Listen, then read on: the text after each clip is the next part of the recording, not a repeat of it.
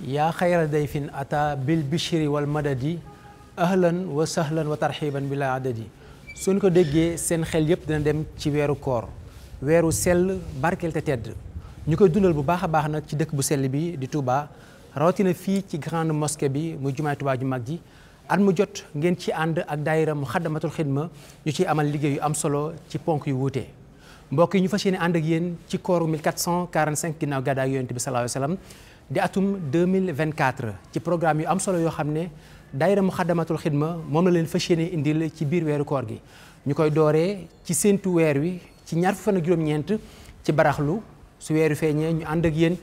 ci naafila gu njëkk ci jumaay Tuubaa ji ni ñu ko baaxoo di amalee at mu jot ñu ci ànd ak imam Serigne Fallou Mbacké ci teewaayu mbooleem jullit yi mbokk yi noonu la ñuy wéyee ànd ak yéen fii ci grande mosquée bu Touba ci njàngum fajar gi nga xamante ni dañ ci ànd ak at mu jot Serigne Ibrahima Gueye ak Serigne Abdou Lahad Touré mu nekk loo xam ne it fajar gu nekk incha allah dañ ko am fii ci grande mosquée bu Touba ci diiru weeru koor gi noonu lañ ko wéyalee ginnaaw tàkkusaan gu ne buñ jullee ba noppi ci conférence yu mag yi nga xam ne dañ koy amal fii ci jumaay Touba ju mag ji ci conférence yoo xam ne dañ koy ànd ak boroomi xam-xam yu kawe ci ay thèmes yu wuute yoo xamante ni day ñeel nekkinu askan wi waaye day ñeel li nga xam ne moom moo di diine ji loolee incha allahu rabbi ginnaaw tàkkusaan gu nekk daan nañ ko amal fii ci jumaay Touba ju mag ji ci teewaayu mboolem ñi nga xam ne bëgg nañ ko assister. dañuy jublu ci li nga xam ne moom moo di ndogu yi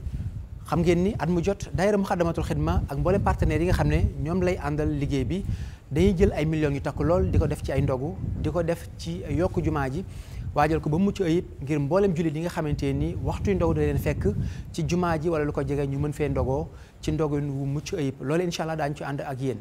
waaye noonu it la ñuy àndee ak yéen li nga xam ne moom moo jëm ci mboolem activités yi weeru koor gi moo xam ay réaction lay doon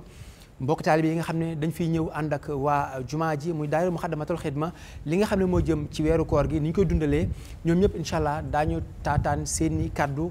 ñu fas yéene leen ko baaxee waaye noonu la ñuy ànd ak yéen ci xibaar yoo xam ne dañ leen koy baaxee muy xibaar yoo xam ne day bàyyeekoo ci dëkk bu sell bi di Touba ci mbooleem bërëb yi nga xam ne dañ fiy dundal weeru koor gi moo xam résidence Cheikhul Khadim la fi nga xam ne fi la Cheikh Mouhamadoul Mountakha Mbacké xalif général des Mourides di nekk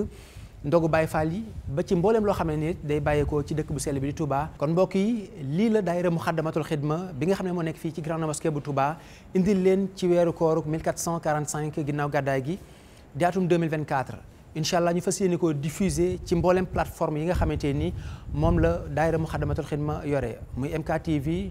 muy GMT TV waaye ànd kook mbooleem partenaires yi nga xam ne at mu jot dañuy diffuser en direct mbooleem waxtaan yi moo xam chaîne de télévision yi la moo xam site internet yi la ak képp koo xamante ni rajo nga yore bëgg a diffuser li nga xam ne moom moo di waxtaan yooyu wala mbooleem activités yi nga xam ne dañ ko amal fii ci grande mosquée bu Touba. ñaanalaat Cheikh Mouhamadoul Mountakha Mbacké xalif général des Mourides mu gën fee yàgg loolu te gën a wér ñaanal leen koorug jàmm ak koor gu ñu nangu wasalaamualeykum wa rahmatulahi taala wa barakaatuhu.